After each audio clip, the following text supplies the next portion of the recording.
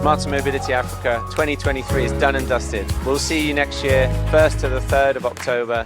As always, Smarter Mobility Africa Summit 2024, here we come. Good morning and welcome everyone. I'm thrilled to have you join us today for this insightful webinar, The Role of Mobility Shaping the New Urban Era in Africa. I'm your host, Anazizote Piper, and we have a lineup of distinguished speakers from all corners of Africa and the world. So without further ado, let me introduce them to you. We have Malaika Mahlatsi from the University of Bayreuth. She's based in Germany. We have Freeman Masugu from the Gauteng Department of Roads and Transport, and he's here with us in South Africa. And we've got Moses Nderitu from Basigo, based in Kenya. Simisola Elegba from Lamata. She's joining us from Nigeria. And last but not least, we have Inanç Karabulut from Kencott, and he's joining us all the way from Turkey. Welcome, everyone. Well, this conversation comes at a critical time when Africa is experiencing rapid urbanization and high population growth. So, without further ado, I'm going to introduce our first speaker, Malaika Mahlatsi. Malaika, tell us, how have African cities developed over the years in terms of size, population growth? You're on mute. If you're speaking, you just need to unmute yourself. Thank you very much. We can hear you now. So I think that you are correct that this conversation is happening at a very critical time. Critical, of course, because of the urban population dynamics in Africa, but critical also because it's happening at an interesting period where we are having the Africa Cup of Nations that's currently taking place in Cote d'Ivoire in Ivory Coast.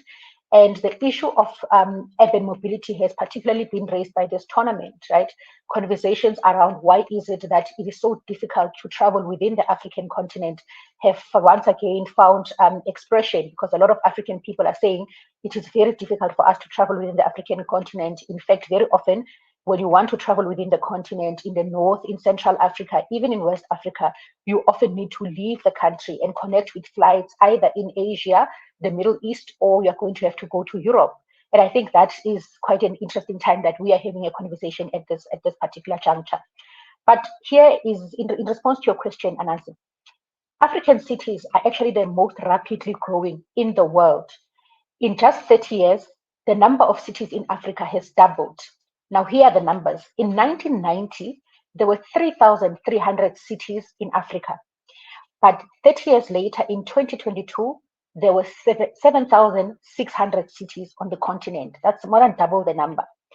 According to the African Development Bank report that's titled Africa's Urbanization Dynamics 2022, the economic power of African cities, the cumulative population of African cities has increased by 500 million people since 1990. So in just 30 years, we've had 500 million people moving out of rural Africa into the cities.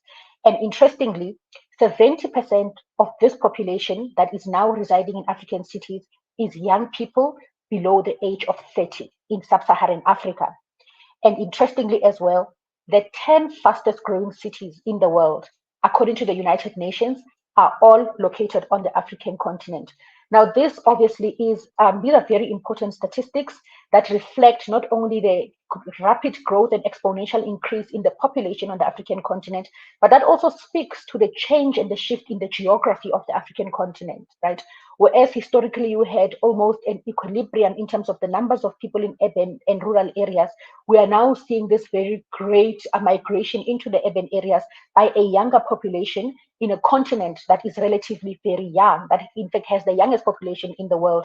And that does bode very significantly for the future of integrated urban mobility on the continent. Yeah, I couldn't agree with you more. Those numbers are quite scary. What do you think has triggered this problem, and what do you think will happen if we don't do anything about it? Well, one of the factors that is at the heart of the problem is the uneven levels of development between the rural countryside and cities in Africa. Unfortunately, and we see it in South Africa, we see it everywhere, in Nigeria, we see it everywhere. There has been a lot of investment over time in urban spaces, right? It's often largely also a function of colonialism in South Africa, also a function of apartheid. The creation of colonial or apartheid cities has meant that development and industrialization has been happening in centralized spaces. In South Africa, for example, development has often taken place in the province of Gauteng, which is the most industrialized province that also contains 3 of the country's 8 metropolitan municipalities, which are very big cities. And if you consider that, despite the fact that in terms of land, Gauteng is the smallest population by land area. However, in terms of population, it is the biggest in South Africa, with almost a quarter of the population of the country residing in that very small province, that small industrial and urbanized province. And part of the reason for this is that a lot of economic activity is centralized in these cities, right?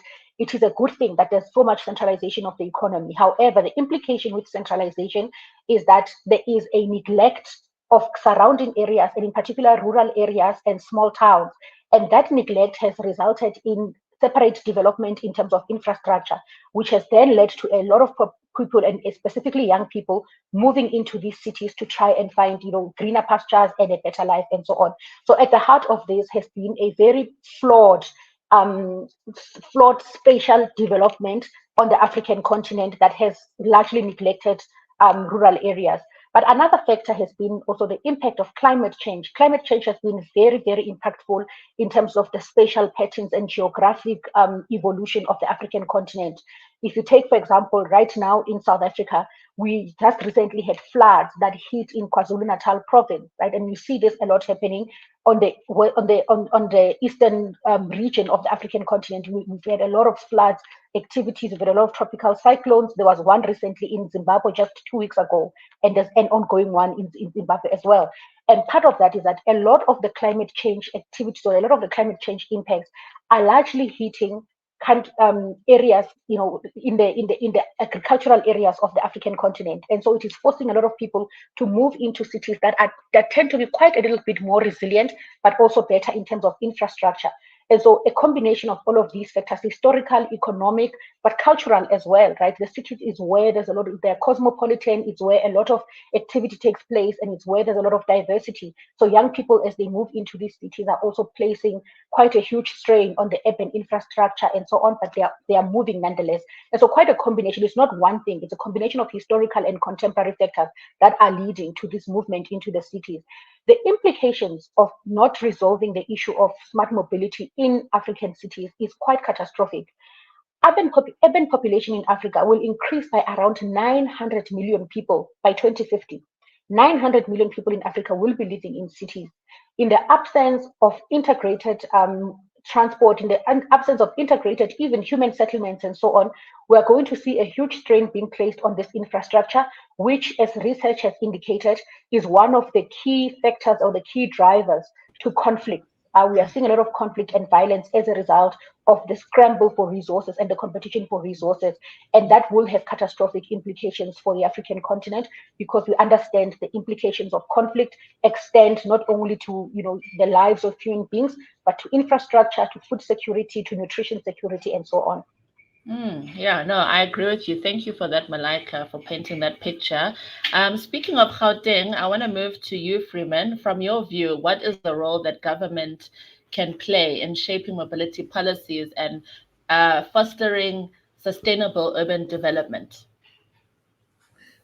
Yes, good morning. Good morning, everyone. I think one thing that is coming up is that the African countries in particular are facing quite a perfect storm at the moment. There's issues around population growth. In Gauteng alone, we're expecting that we're around 15.2 million at the moment. We're expecting that in about 2037, we're going to be around 19.4 million. Now, that is a huge population that we need to deal with.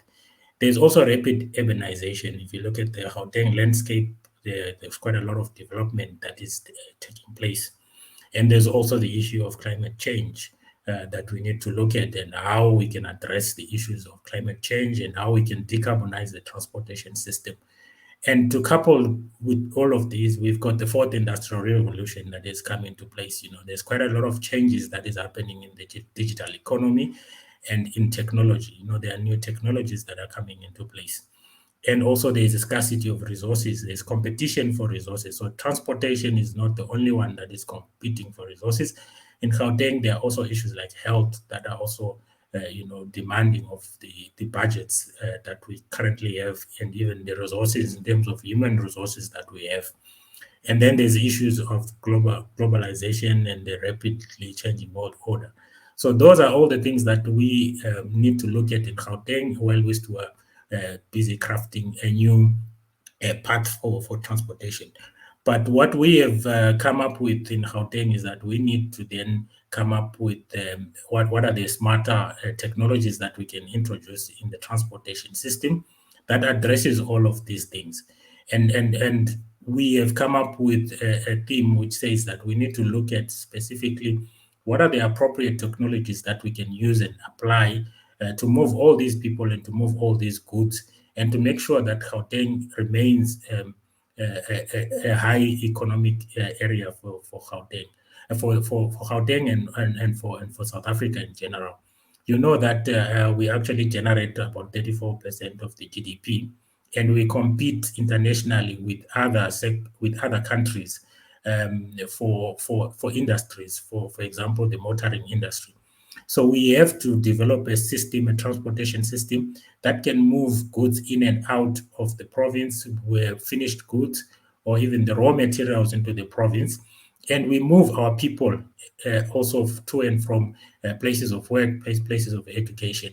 So in terms of that, we are looking at the appropriate technologies. We're looking at how we apply our planning in terms of transportation, how people can walk, how they can cycle, how they can use e-bikes, and how the minibus taxi industry can play a role, buses, trains, rapid rail in particular, and also bus rapid transit. So it's a mix of technologies which moves people from in the last mile, the first mile, and also rapidly throughout the province in the shortest space of time. Because what we look at is that we need to compete regionally with other countries and other economies in terms of our logistics, because the logistics part is extremely important in terms of competition. There are some studies that have been done, and our last logistics barometer showed that we are quite at the where our logistics costs are around 60% of the whole value chain of goods. So we need to keep that in check and keep it as low as possible, so that we can actually compete throughout the world and also remain competitive, as I said. Yes, I think I'll end here for now. Yeah, no, definitely great way to start that conversation. And I agree with you, Freeman. Now, when we look at the rest of Africa, I'd like to bring you in, Moses. As the Chief Revenue Officer of Basigo, can you just shed a bit of light on some innovative financing models on how we can bring electric vehicles into Africa as one of the solutions? Yeah. Thank you very much, and thank you for the invitation to be here. I hope everyone can hear me. So what we at Basigo have done is, from the onset, we realized that electric vehicles are expensive to acquire. So there's a very high upfront cost. So what to encourage adoption, especially to a very price-sensitive market, who are our public service operators here in this part of the world, is we then devised a kilometer-based financing model.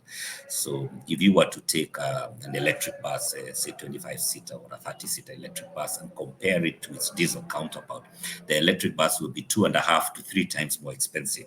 So what we have done is, to be able to encourage adoption, is we charge these operators the same or similar price to what they would pay for a diesel vehicle.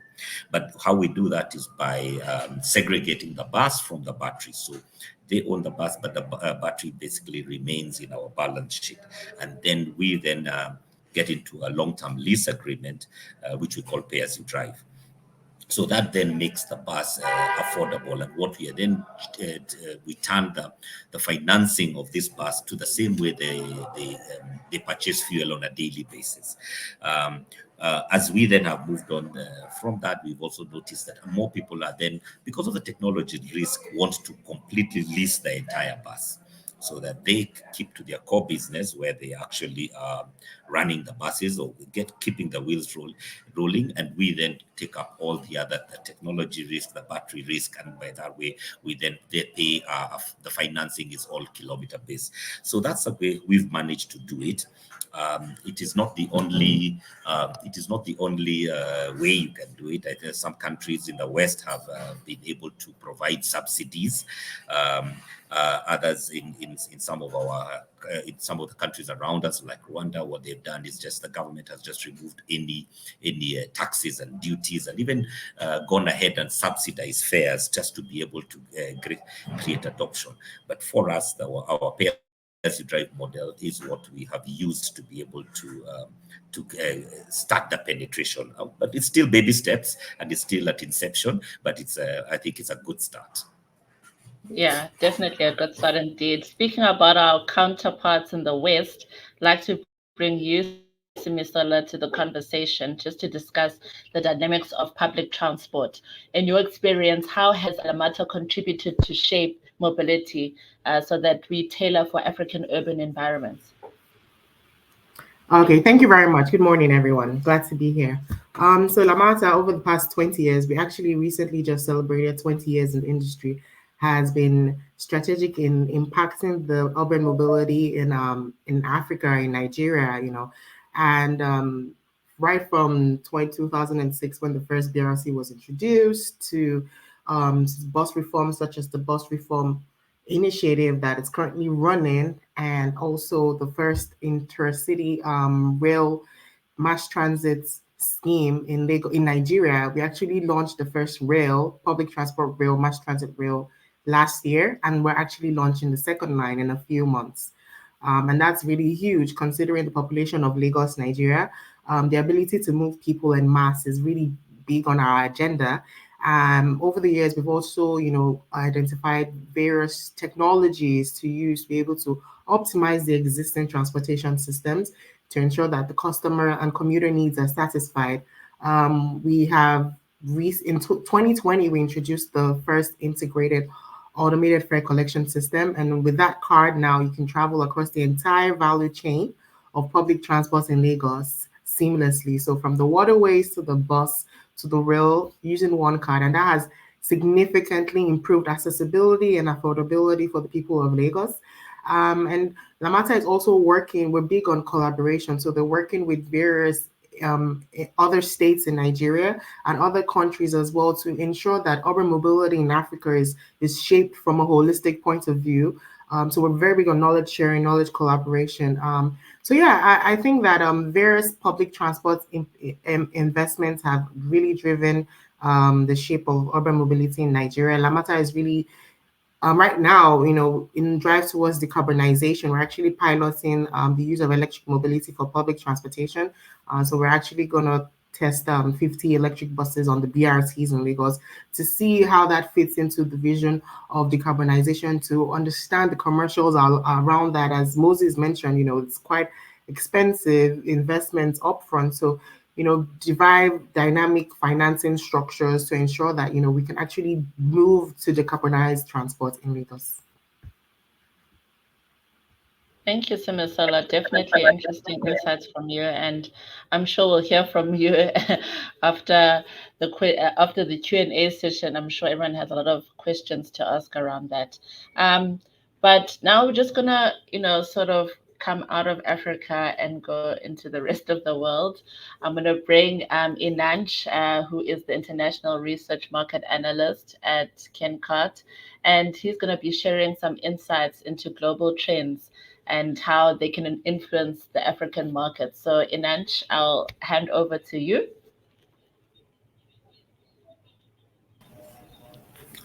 Hello, everybody. Thank you, Anazi. It will be a good opportunity for Africa as a continent to develop some systems because all of the attendees they are sharing valuable insights and valuable opinions regarding the regions and also of continent. But I think these all are some require these all require some examples. Like we are always talking about theories or some examples or some other financial supports. We develop some opinion on how it should be. But now I will give you a real use case that we already implement and we are already applying to countries or cities, and it's interoperability. Do you know the best, the most, the discussed topic is now BRT, bus rapid transit system, and for example, the first electricity bus rapid transit system will come to Africa, and it's an exciting news for us. But interoperability should also be discussed in all these cases. So today I will give you some examples of how interoperability should be in either in management of fleet operations or in transit payments. It will give freedom of payment to the passengers, or they mean citizens for some authorities also. And when we are talking about BRT, that is the cheapest way to move people, move community, a group of people from A to B, instead of railways that needs really high capex or other systems. BRT is a solution that is one of the most effective solutions for public transport, but still they have one line on separated route. So you need to connect, for example, you need to connect BRT to other modes of transport, like in South Africa, it's minibus taxis or other modes of transport that or public transport authorities develop, like Shivana bus services or other like metro bus services in Johannesburg. You need to connect BRT system to other one and to the list like minibus taxis. So I will give you some opinion. I will give you some point of view in this case.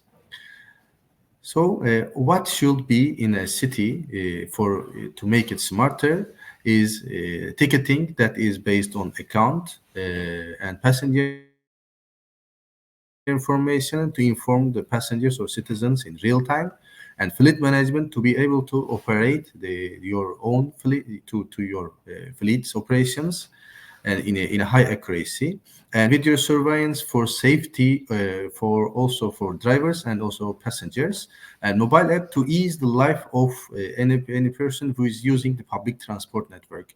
Besides all that, you need to develop a good multimodal transport, and you need to integrate all modes of transportation vehicles under one operation, and it requires a high efficiency for ticketing, as you see. This the account-based ticketing that we use in all our projects. It brings some benefits of interoperable ticketing system and fare schemes, and it will bring you the freedom of seamless integration with a unified ticketing system, and interoperability will also provide you this reduced tariff for any modes of public transport vehicles, and also one ticket will reduce the emission of carbon by eliminating the various plastic cards. Instead of many different cards or many different fare medias, you will use one ticketing fare media for all modes of transport. And besides that, interoperability will be an effective way to be able to manage your own fleet, and you can just track the vehicle, or you can just track inside the vehicle with CCTV systems or camera systems. And also you can just integrate different modes of transports like BRT to buses on required lines, on required route, on required time. You can schedule, you can do your own scheduling thanks to the information that is obtained from from public transport vehicle,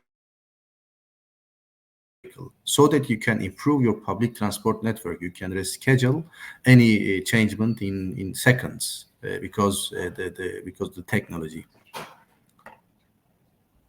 And you will get real-time information and also historical information regarding the monitoring your fleet.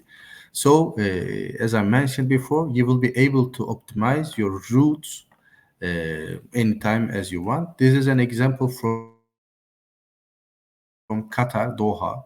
And let me come to this. This is an example from Turkey, Kocaeli city.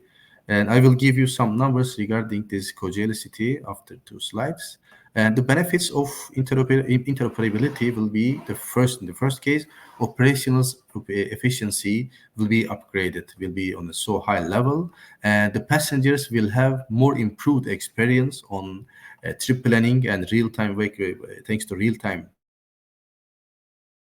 vehicle tracking. They will be able to go from A to B as they want, when they want. They will not go and wait in the bus stations because we will be tracking the vehicles, all modes of transport, because it's interoperable system.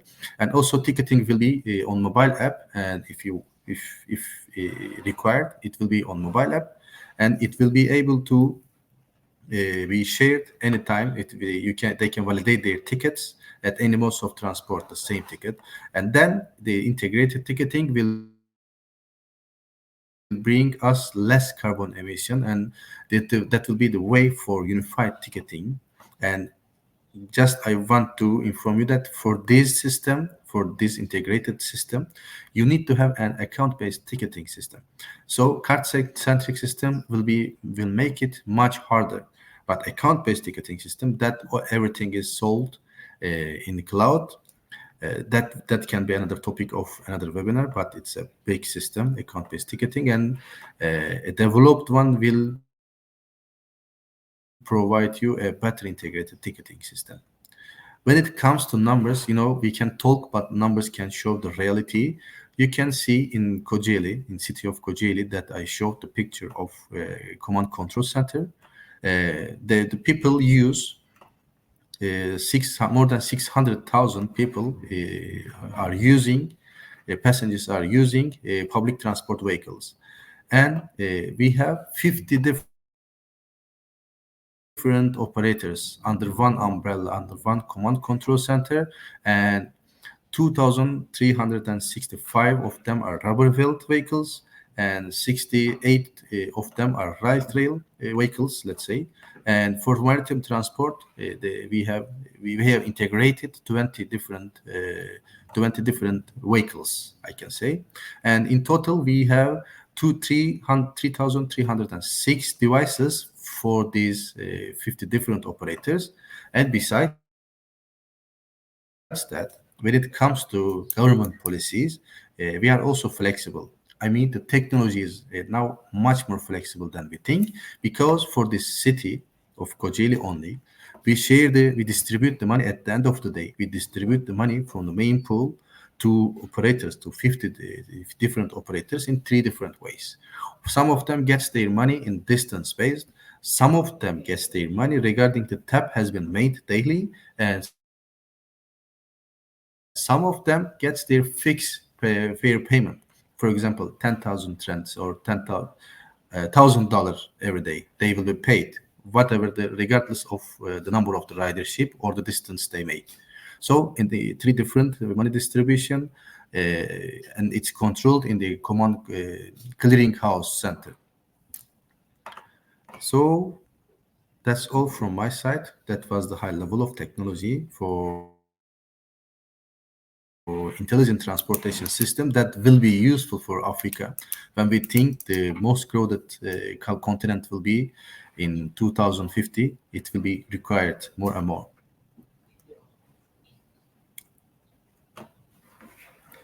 And if you have any questions, please feel free to ask from attendees or guests.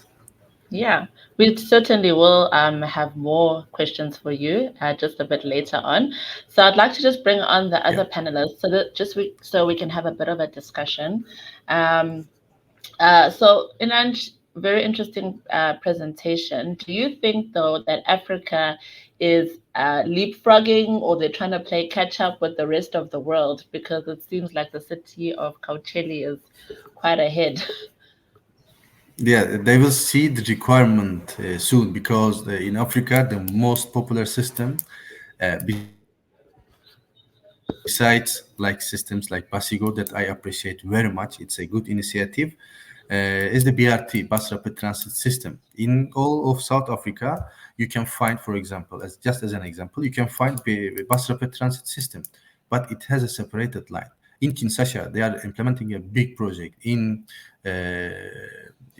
Mozambique, they are implementing a new big system of BRT in many cities of Africa as a continent. And also Middle East is coming from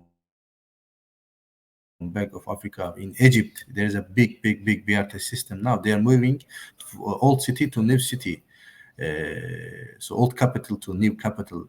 But they need to distribute people from line to suburban areas, because it's in urban area and it has only one way to go, or let's say three different ways, but still they need to make people to move from A to B and to C to their home. So interoperability comes in this case. You cannot use BRT to go to your home. You need to use another, the second way of modes of transport. So it will be discussed soon. How can we operate all this transport network under one umbrella in one command control center? Yeah, definitely. So, Moses, Basico seems to be doing great things in Africa. So, in your experience, how will you solve and scale to other cities in Africa that require electric buses? Well, yeah, a big one, big problem to solve. So we have currently are looking into other cities. So we recently launched a pilot in Rwanda, Kigali, and working with which is quite a regulated market compared to like the Nairobi market. So yes, we are looking at where the opportunities in other African cities do lie. But one of the biggest challenges is what I mentioned. So when we are looking at where to expand, we're also looking at the number of kilometers vehicles do. So for us, we are looking at in markets where there's higher mileage, where the buses are doing higher mileage, because then that way it then becomes very competitive, or actually becomes even more competitive than diesel.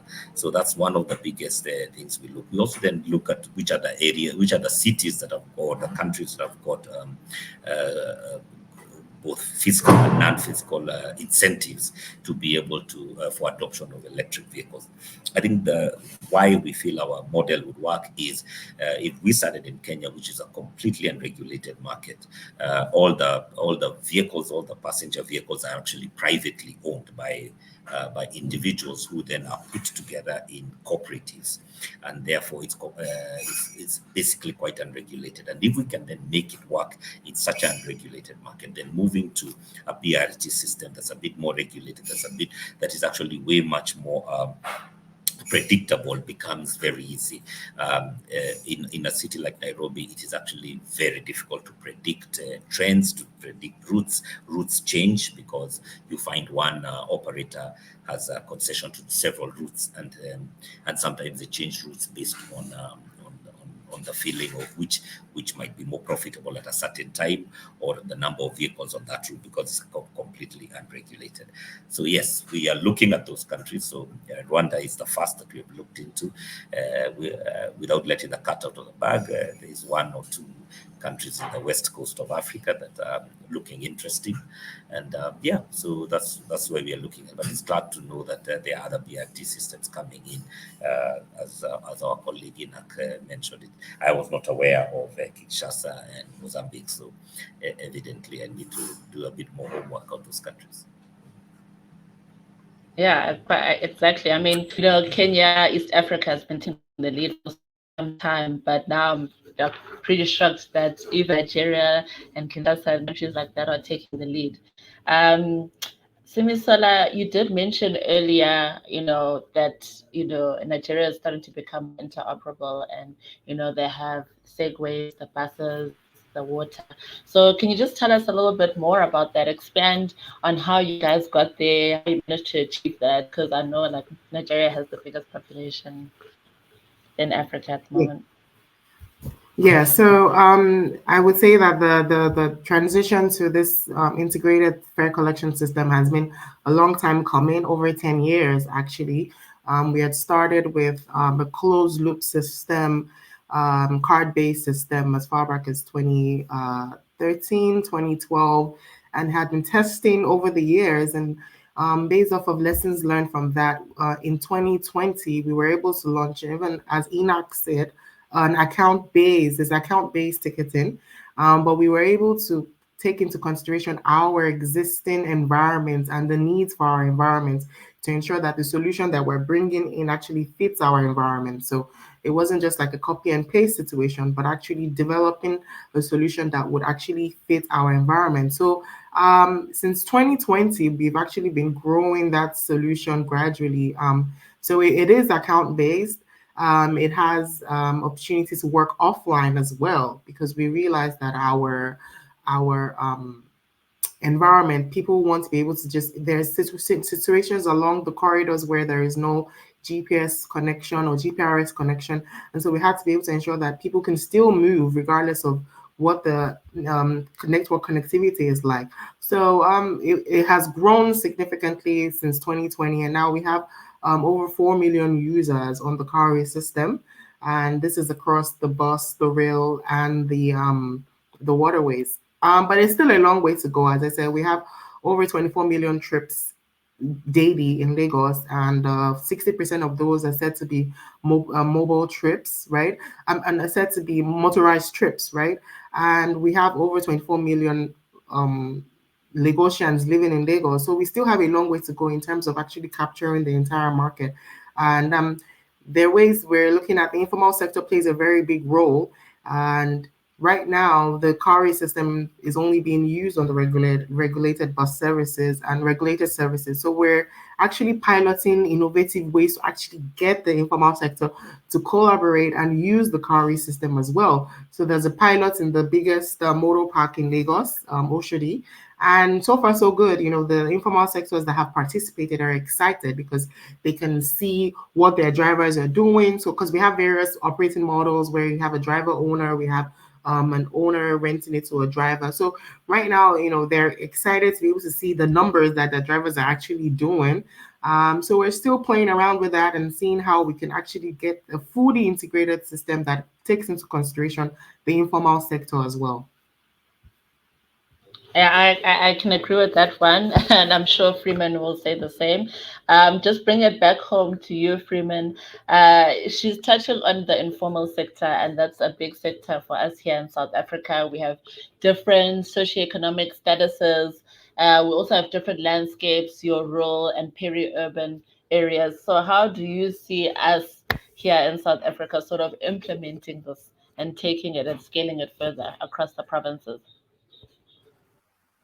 Yeah, I think for just to give context, the Gauteng province, our province, it's actually a province. It's got 3 cities which are big economic cities, and 2 district municipalities which have got a very big rural population.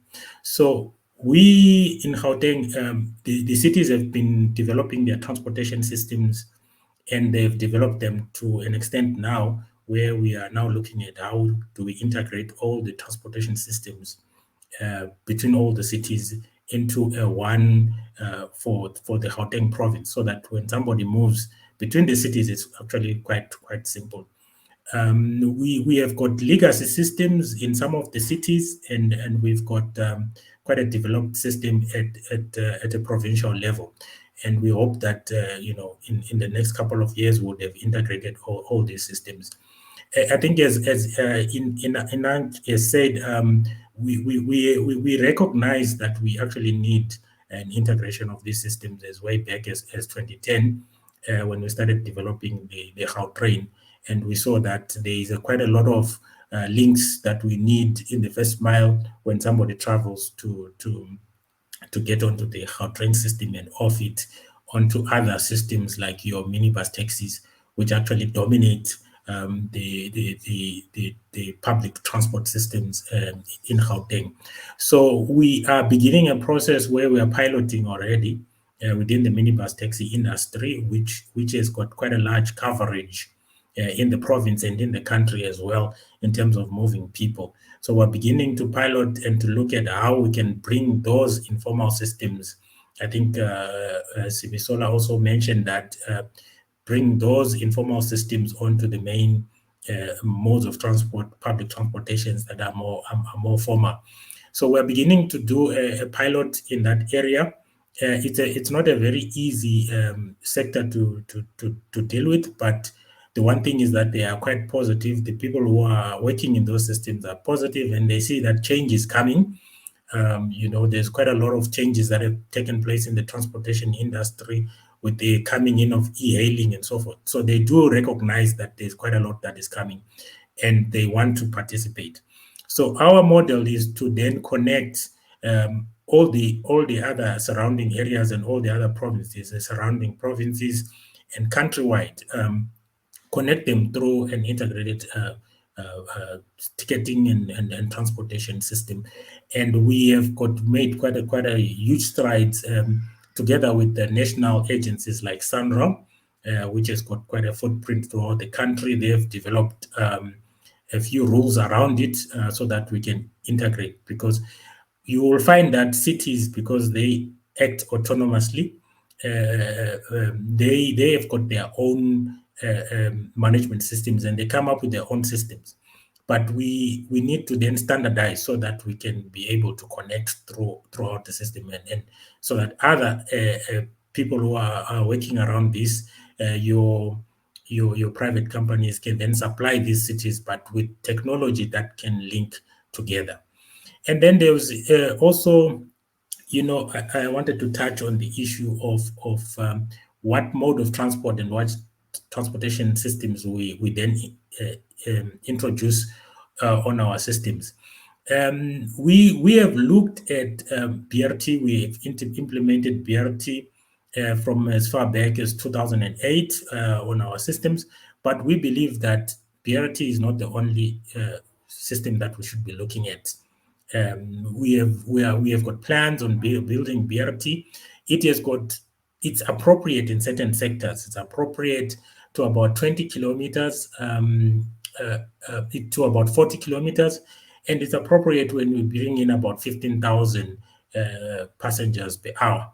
But when you go broader or bigger than that, then you need, your metro rail, and then you need also your high-speed rail or your light rail systems. So we have planned our system that it will consist of the appropriate modes of transport throughout the network, appropriate technologies, and appropriate technologies. I'm also talking about, do we bring in electric buses? We have said that we are going to bring in a range of technologies, which includes electric buses, it includes hydrogen buses, it includes, hybrids, and it includes other dual fuel technologies like your diesel hydrogen, as we transition to a point where we get net zero emissions. So that's our plan in terms of technologies, in terms of integration. It's a multi-level plan, and we are implementing it at a multi-level system. So it's not only just one size fits all. It's going to be a step and a step-by-step integrated system with integrated technology and integrated ticketing systems. I visited KenCat during the Smarter Mobility Summit. They had quite a very good stand there, and we saw the type of technologies that they have. And those are the type of things that you're going to be seeing, or some of the components of those systems that you are seeing already in our systems. Thanks. Freeman, Great, if you thank you just so allow much, me, Freeman.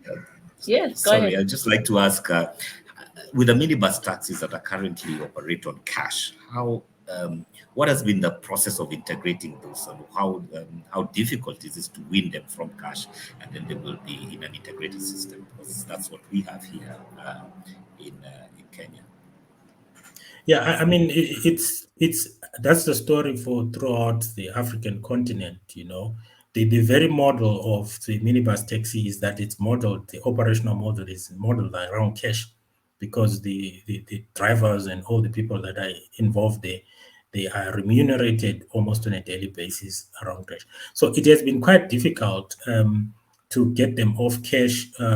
We have tried, and they also have tried, the owners of the minibus taxi industry have tried to introduce cashless systems from as far back as 2013. They tried to introduce a card, but there was kind of resistance from within.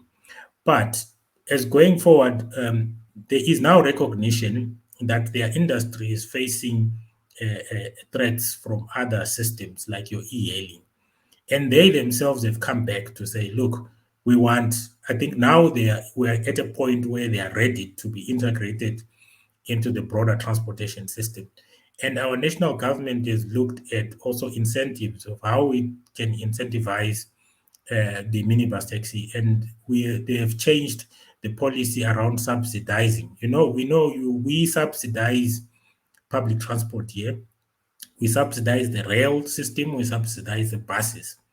So now we are changing to saying we're no longer going to subsidize the modes of transport. We're going to subsidize people. That means the taxi industry itself now has to be forced into a system where they can account for the monies that they are receiving in order for them to get the incentives that we intend on giving them. So that will push them into a system where they accept these cashless systems and move from the cash into cards. So it's ripe. It's now the time has come for that change to actually take place. Yeah. Yeah, speaking of time, this is a good segue for us to go into some of the Q&A. So it's time for you, the audience, to put our speakers on the hot seat to answer any questions you have. The first question comes from Tokunobu. This pronunciation of words. He's asking, how can smart city technologies and data-driven approaches be leveraged to optimize urban mobility and reduce traffic congestion in Africa? I think that's one in that you can maybe lead on. Yes, when it comes to technology, I can take the word beside the esteemed attendees. Yeah. First of all, thank you, Mr. Masuku, for your kind words for the company. But you just saw the account-based ticketing part. That the answer of this question, you need to start with account-based ticketing, because smart city means to passengers to the ease of life, ease of travel. So in urban mobility, to reduce the traffic, you need to give them motivation to use public transportation. You need to make them easier way to pay for, firstly for the payment, and second way is to develop a mobile application to be just for them to be able to plan their trip.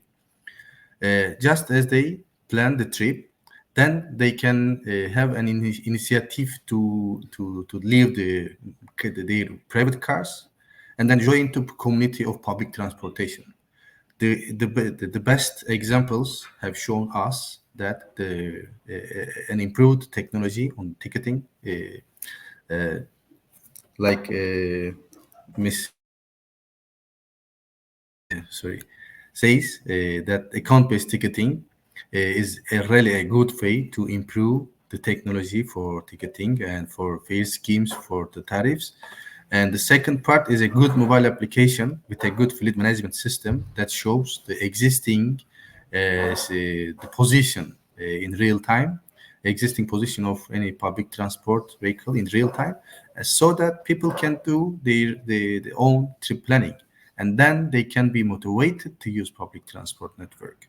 And besides that, the authorities and operators may be missing this, but this smart city, this mobile application will also be a smart city application to inform people about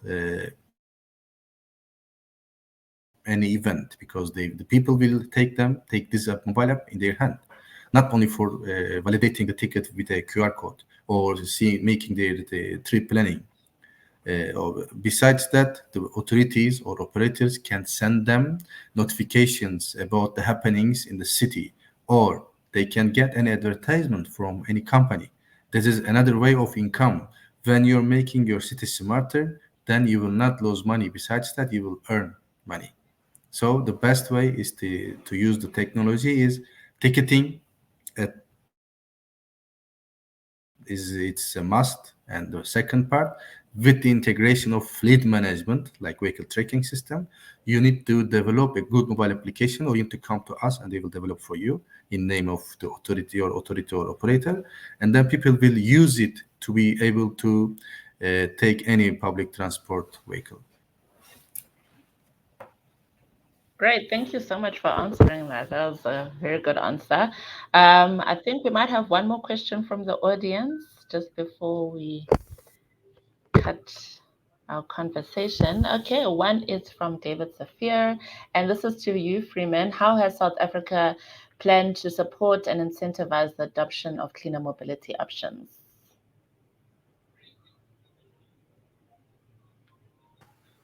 I think on this one, there are quite a number of incentives that have been put up at a national level, where I mean, there are some like how do we build refueling stations, for example, for hydrogen vehicles. And there is a notion, especially in public transport, or suggestions in public transport. It's still developing policy, but there's been suggestion in public transport that perhaps as part of incentivizing the taxi industry or the bus industry, for example, we need to set up refueling stations that actually subsidize the hydrogen fuel for the minibus taxis or for the buses, and also subsidize the supply of electricity to electric vehicles, electric buses and electric taxis at a discounted cost. So those are one of the incentives that are there, but there are other broader ones in terms of the importation duties on electric vehicles and the importation duties on hydrogen vehicles. But this is still developing. The incentives are not yet clearly developed at the moment, but it's something that is actually currently being looked at. But what we are already working on is the one on the public transport system and how to actually subsidize that. On the private vehicles and the heavy duty vehicles, that we haven't really looked at. We've only concentrated on public transport systems. So in the next couple of years or 1 year you're going to see quite a lot of development within decarbonizing the public transport system, particularly targeting the minibus taxi industry itself. And in that decarbonization, you're going to see this introduction of incentives to that industry. Awesome. Thank you so much, Freeman. Unfortunately, that's all the time we have for today with our Q&A. So thank you to the audience for your questions. It was very insightful and engaging. We learned integrated fleet management, account-based ticketing, and obviously government does need to play a role with the subsidies and the incentives. So I'd like to thank my speakers and thank you for your time. Thank you for your insights. Thank you for the knowledge share. It has been great having this topic discussed here for the first time in 2024, and we're definitely going to be discussing it more as we lead up to Smarter Mobility